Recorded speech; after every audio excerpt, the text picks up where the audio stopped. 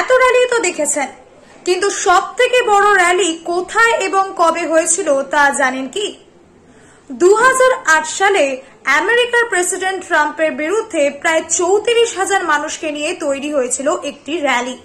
দেখুন সেই ভিডিও।